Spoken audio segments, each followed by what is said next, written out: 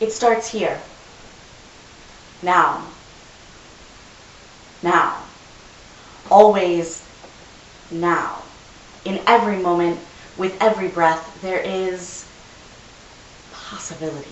Possibility like friction, like hands being rubbed together for warmth, like 30 souls in a room, each with a gift and a purpose, like the air, the space in a room before it is filled with life, with energy from those souls. That is possibility.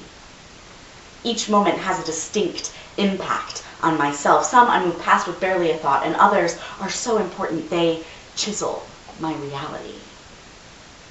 It took only a moment, one choice, one decision to feel.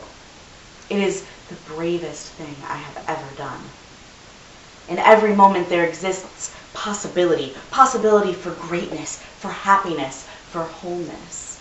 In order to attain this, I must choose wisely in my life. For my life is not just a string of circumstances, it is also my response to them. Circumstances will always attempt to shape me, but equally powerful are my choices to shape them. I continue to choose to live my life in this way because I am happy. I can feel my feet on the ground. My thoughts are clear, my heart is full, my spirit glows. Success, for me, is not about money, power, or fame. It is about my ability to be whole, to share myself, to spread light.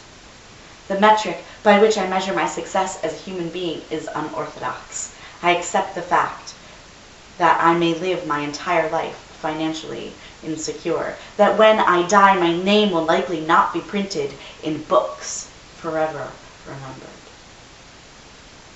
But I have hope and faith in people, and I believe if I am able to live my life in a way that strives for my fated ideal, that my impact will be felt. The energy I put into the world, it must reverberate in the souls of those I encounter. The people that I meet, the relationships I build, however brief, matter. And those experiences cannot be quantified, boiled down to numbers able to be measured. And so I hold this in my heart. Attain extreme tenuousness. Preserve quiet integrity. The myriad creatures are all in motion. I watch as they turn back.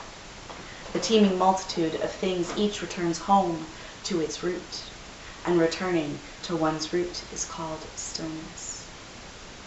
This is known as returning to one's destiny. And returning to one's destiny is known as constancy.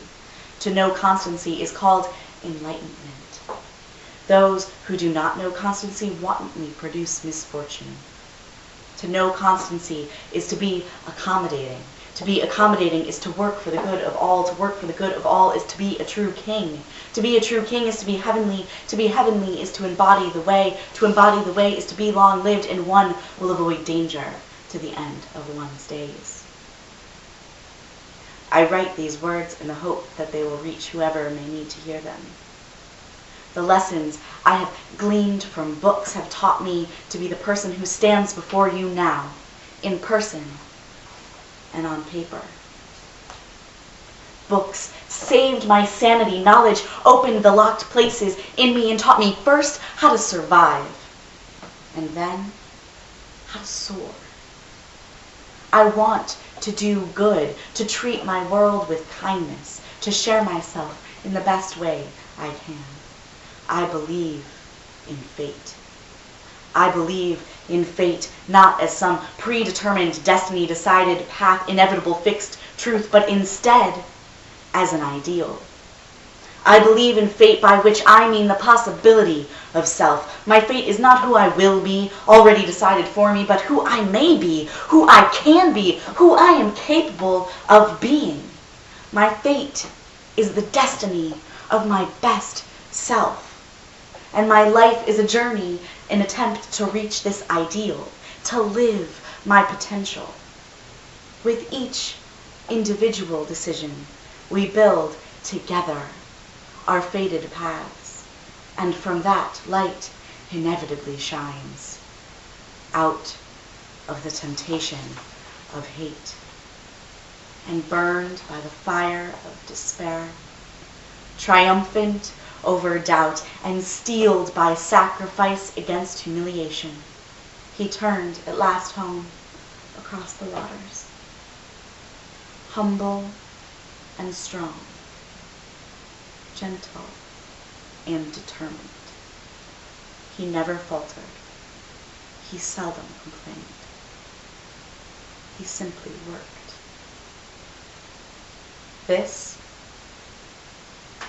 This is my work.